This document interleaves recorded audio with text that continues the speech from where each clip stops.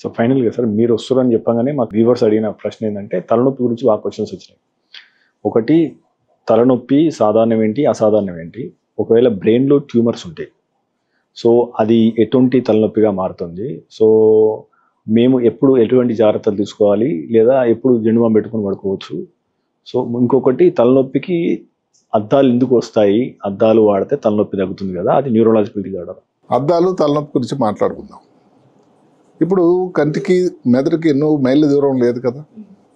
కంటిలో దృష్టి లోపం కానీ ఎర్రగా ఉండేటట్టయితే మీరు దృష్టి సారించినప్పుడు కానీ కంటి తాలూకా కండరాలు, కంటి నరాల తాలూకా కండరాలు, కంటి తాలూకా కదలికలు ఉపయోగపడేటువంటి కండరాలు అవన్నీ అయిపోతాయి, స్పాజంలోకి వెళ్ళిపోతాయి. దీనికి ఏదైతే నరాలు, కంటికి నరాలు ఏదైతే 5వ నంబర్ నరం సప్లై చేస్తుందో దానివల్ల తలనొప్పి రావడం జరుగుతూ ఉంటుంది. కళ్ళు బరువుగా అయిపోవడం, తలనొప్పి రావడం, అసలు దేని మీద దృష్టి పెట్టలేకపోవడం జరుగుతూ ఉంటుంది. అది కళ్ళద్దాలకు దాని తల ఉపయోగం. అందుకని చిన్నపిల్లలకైనా పెద్దవాళ్ళకైనా కళ్ళద్దాలు ధరించడం వల్ల ఏమిటంటే ఫ్యాషన్ అనేది పక్కన పెట్టినట్టయితే దానివల్ల ఎంతో ఉపయోగం. అవసరమైతే మాత్రం వాడాల్సిన అవసరం అయితే ఉంది. మెదడులో ట్యూమర్లతో వచ్చే తలనొప్పి చాలా నిర్దిష్టమైన తలనొప్పి. ఇది తెల్లవారి సమయంలో వస్తుంది. ఈ ప్రాంతంలో ఫ్రాంటల్ ఏరియా అంటూ ఉంటుంది. తల బరువుగా అనిపిస్తుంది, వాంతులు ఉంటాయి, కంటిలో చూపు తేడా వస్తుంది, ఒక వస్తువు 2 వస్తువుల్లా కనబడుతూ ఉంటుంది. ఏదన్నా కానీ జ్ఞాపశక్తి కొంచెం తక్కువ అయిపోతూ ఉంటుంది, నడకలో తేడా వస్తుంది. ఒక్క తలనొప్పి అన్నదే ఒక్క అంశం కాకుండా మిగతా ఈ కలయిక వల్ల కూడా తలనొప్పితో సహా మిగతా లక్షణాలు ఉండేటట్టయితే బ్రెయిన్ ట్యూమర్ అవ్వడానికి ఆస్కారం అయితే ఉంది సుమా అని గమనించాల్సి ఉంటుంది. సాధారణంగా ఉండేటువంటి తలనొప్పిని అందరూ పారిషి నొప్పి అని, లేకపోతే మైగ్రేన్ నొప్పి అని చాలా కామన్. స్త్రీలలో ఎక్కువ శాతం, 90% స్త్రీలలో.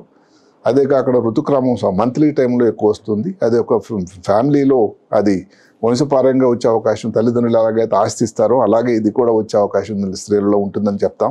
అది పెద్ద ప్రమాదం అయితే కాదు. ఇక్కడ ఒకటే మాట గమనించాల్సింది ఏమిటంటే సిమ్టమాటిక్ మైగ్రేన్ అని ఒక మాట ఉంది. అంటే ఏమిటి, మైగ్రేన్ ముందు ఉండేటువంటి లక్షణాలు, విధి విధానాలు మారిపోయి కొత్త పోకడగానే సంతరించుకుంటే అది ప్రమాదం జరగవచ్చు. అంటే ఏమిటి, ఇప్పుడు తలనొప్పి వచ్చింది, తలనొప్పి సమయంలో కళ్ళ ముందు ఏదో వస్తువులు సరిగ్గా కనబడటం లేదు, మాటలో తేడా ఏదో వచ్చింది, ముందులాగా లేదు, కొత్తగా ఉందనంటే తప్పకుండా మెదడు లోపల ఏదైనా ఉండి ఆర్గానిక్ అంటే మెదడు లోపల ఉన్న ప్రాబ్లం వల్ల తలనొప్పి రావడం కూడా జరుగుతూ ఉంటుంది. క్లస్టర్ హెడేక్ అని ఒకటి ఉంటుంది. అసలు ఏదో ముక్కులు పడిచిపెట్టేసి ప్రపంచం అంతా తన శత్రువులాగా ఉండే ఎక్కడో చీకటి గదిలో ఉండడం, కళ్ళు నీరు, క్లస్టర్ హెడేక్ అని ఉంటుంది. ఇది కూడా ఎక్కువగా స్ట్రెస్ వల్ల వస్తుంది. అది స్ట్రెస్ హెడేక్. అది మామూలుగా అన్నిటికంటే కామన్గా వచ్చే హెడేక్ అన్నది చాలా కామన్. అంటే ప్రతి తలనొప్పి అన్నది మెదడులో ట్యూమర్ వల్ల కాకపోయినా తలనొప్పి ఇందాక చెప్పుకున్నాం మనం subarachnoid haemorrhage, brain haemorrhage. Brain haemorrhage అంటే చాలా క్లియర్గా తలనొప్పి, సడన్గా సివియర్గా జీవితంలో ఇంతవరకు అలాంటి తలనొప్పి రానిది. అంటే ఏదో ఆకాశం బద్దలైపోయినట్టు బోల్ట్ ఫ్రమ్ ద బ్లూ వచ్చే తలనొప్పిని, మెడ నొప్పిని బ్రెయిన్ హెమరేజ్ రావడం వల్ల వచ్చింది అని అంటాం.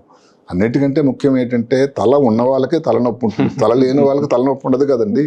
అంటే తలనొప్పి సర్వసాధారణం. ప్రమాదమైన తలనొప్పులు అయితే ఈ ముఖ్యమైన 3: ఒకటి సబెరకనాయిడ్ హెమరేజ్ తలనొప్పి, బ్రెయిన్ ట్యూమర్లో వచ్చే తలనొప్పి, లేదా అన్నట్టయితే సిమ్టమాటిక్ మైగ్రేన్ అని. ఇవి ప్రమాదకరమైంది. ఈ మామూలు కానివి ఏంటంటే తలనొప్పి వచ్చినట్టయితే కొన్ని మామూలుగా సలహాలు చెప్తూ ఉంటాం.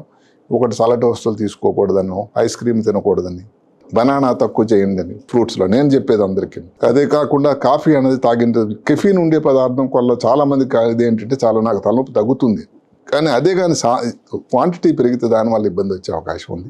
చైనీస్ ఫుడ్ ప్రజలందరూ చాలా ఎంజాయ్ చేస్తున్నారు, అది మీ హక్కు, కాదనడానికి ఎవరికీ లేదు. అందులో ఒక అజినోమోటో అనే సాల్ట్ ఉంటుంది, ఆ సాల్ట్ వల్ల కూడా వచ్చే అవకాశం ఉంది. దీని చిన్న ఫాలోఅప్ సార్, అంటే బాంబ్స్ పనిచేస్తాయి ఒకటి, వీళ్ళు ఓవర్ ది కౌంటర్ మెడిసిన్ తీసుకుంటారు కదా, అది మంచిదేనా? బాంబ్స్ అనేది బేసిక్ ప్రిన్సిపల్ ఏమిటంటే అది కౌంటర్ ఇరిటెంట్ అని. నిజానికి ఆ మెంత్ అని ఉంటుంది దాంట్లో, దానివల్ల ఏదో అక్కడ రక్త ప్రసరణ కొంచెం మారి తలనొప్పి తగ్గడానికి, ఎందుకంటే రక్త ప్రసరణ అక్కడ రక్తనాళాలు సన్నంగా సంకోచం అయిపోయి రావడం వల్ల తలనొప్పి అని ఒక శాస్త్రం ఉంది.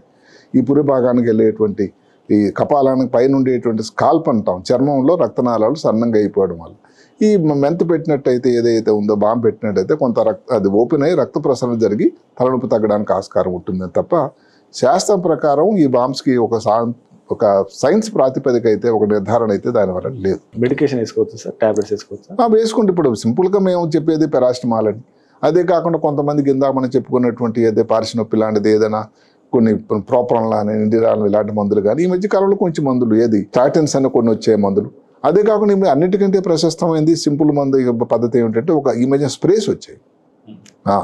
ఈ స్టాటిన్ స్ప్రేస్ అని ఉంటాయి. అదంటే ఏంటి, తలనొప్పి వచ్చిన టైంలో ఒక్కసారి ముక్కు దగ్గర పెట్టి ఆ స్ప్రే కొట్టినట్టయితే ఆ తలనొప్పి తగ్గిపోవడం, ఉపశమనం చాలా బాగుంటుంది. ఏం స్ప్రేస్ అంటారు? సోమా సెల్ఫ్ స్ప్రే అని చాలా కంపెనీలు తయారు చేశాను.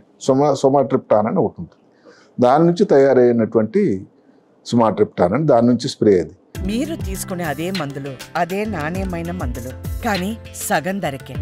అవును, మెడ్ ప్లస్ బ్రాండ్స్ పై 50 to 80% తగ్గింపు.